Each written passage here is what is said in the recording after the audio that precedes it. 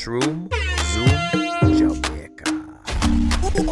All right, everybody, welcome back to Shroom Zoom Jamaica. I'm here with Andrew Mistry, my brother, my compadre.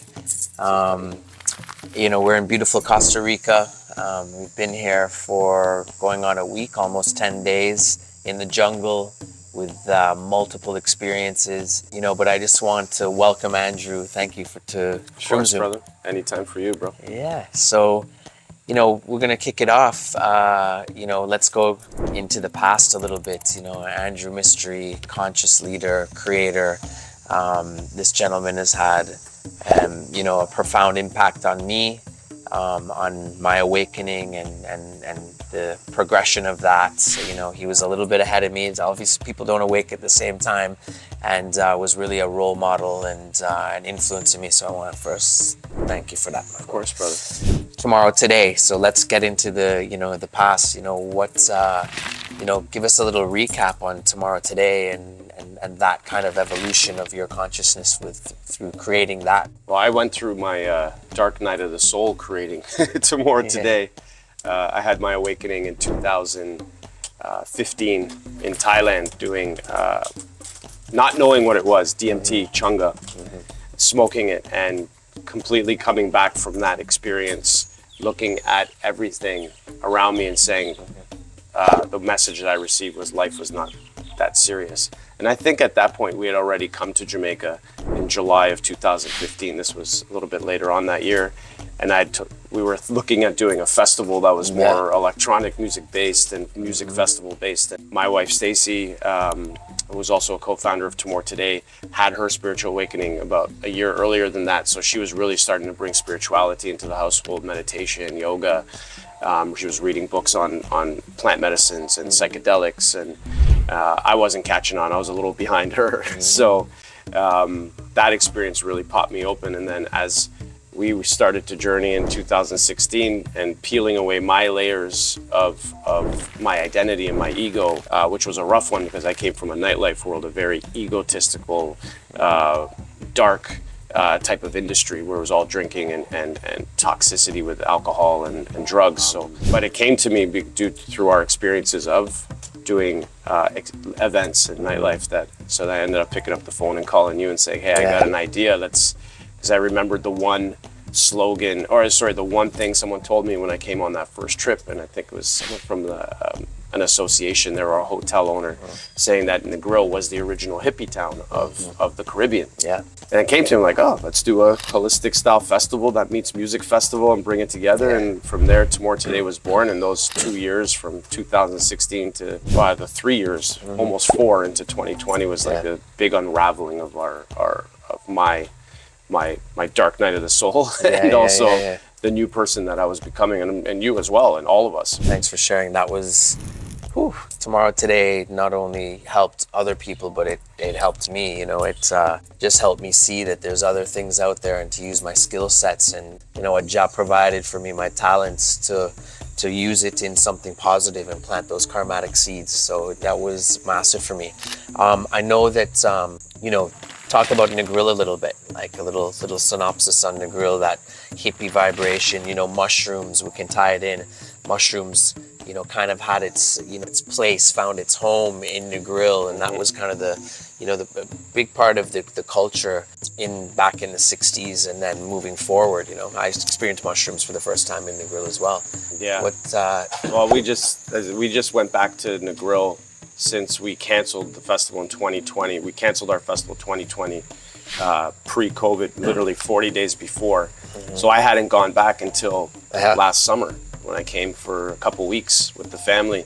And when I dropped into Negril, I was like, this place is frozen in time. And that's the charm of it. Yeah. It's literally like a 60s hippie haven where you can go and just be and just enjoy the nature, the people. I find the Jamaicans in that town a little bit different than the rest of Jamaica.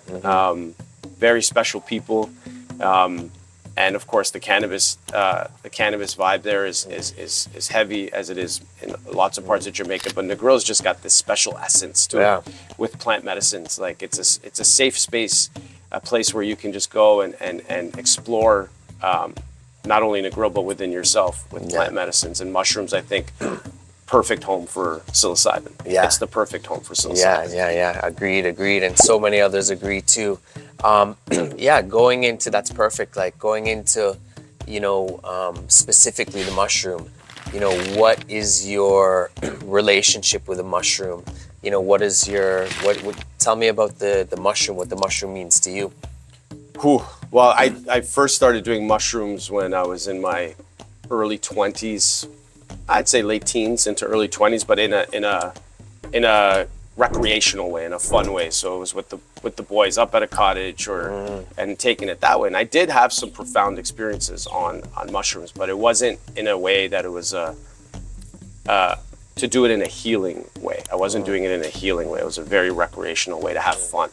And there were times where I really broke down, and I didn't understand. I'm like, why am I bawling my eyes out right now?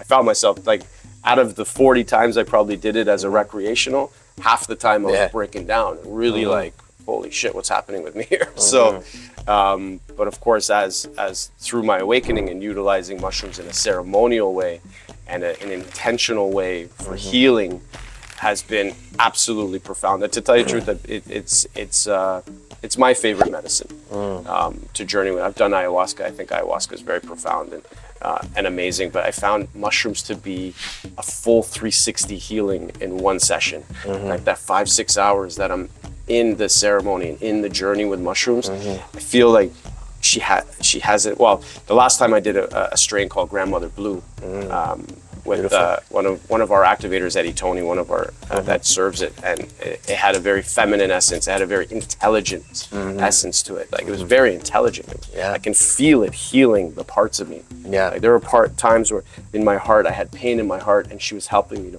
push it out, and I was like, wow. So for psilocybin, to me, is a very special medicine that I would probably journey with in a macro dose, in a hero's dose, once a year at least. Beautiful. The medicine, you said it so well, the medicine is like so intuitive and this ancient wisdom that navigates through your subconscious, your conscious, and it really allows, you always say the mushroom doesn't give you what you want, it gives you what you need. So you're never going to know what the journey is. And I'm always a firm believer that call it recreation or being a psychonaut and exploratory. So many leaders in this space have experimented in finding self, and you need to navigate self in a way that is sometimes unexplainable, where you see different perspectives and different lights. So, it's always, interesting for me to read leaders before that have, practiced with plant medicine and had these experiences, accessibility to the medicine through safety and protocols and making sure that you have your nest and nobody's going to bother you or what have you is imperative for any of these experiences with psychedelics. So respect to that. So we're in Costa Rica. Like I just love this place. It's my home away from home. I've been, probably about half a dozen times in the last 4 years.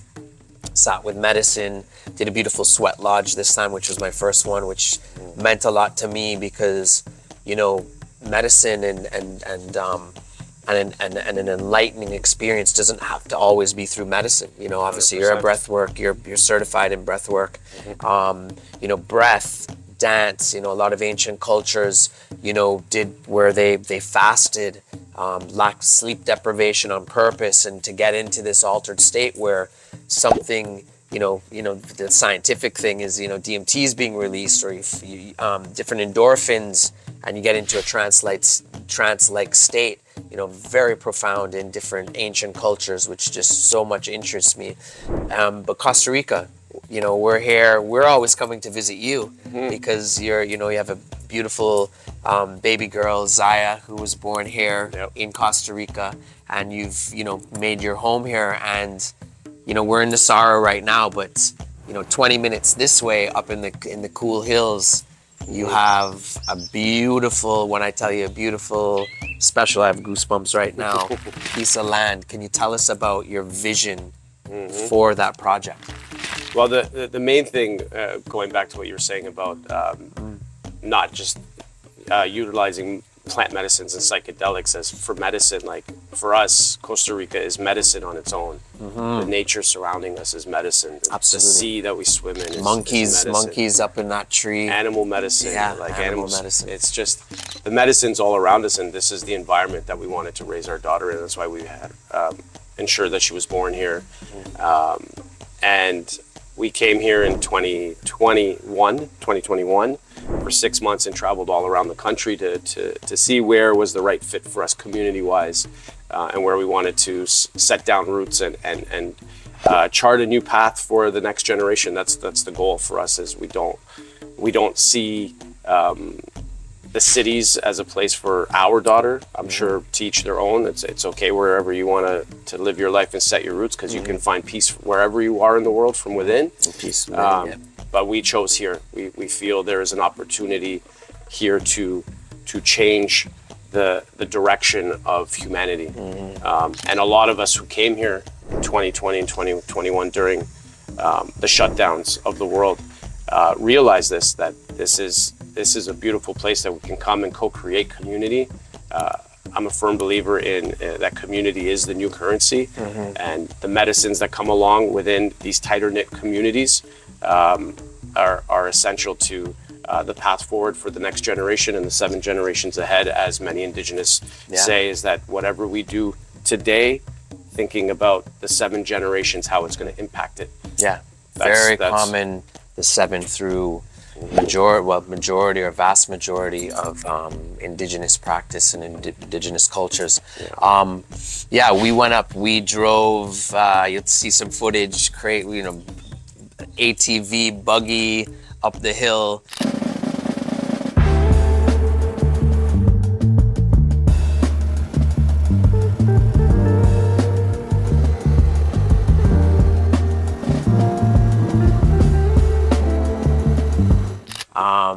Had my brethren Theo, who was filming it, and some awesome footage. I'm sure there's going to be some cuts into there and some edits into that. But tell us about the project, the actual. So the project, we ended up landing on 44 acres of land in the San Juan mountain range. 44 acres. That's huge. It's a beautiful piece that sits on the mountain. It looks like you're being hugged by this beautiful. You're inside this bowl.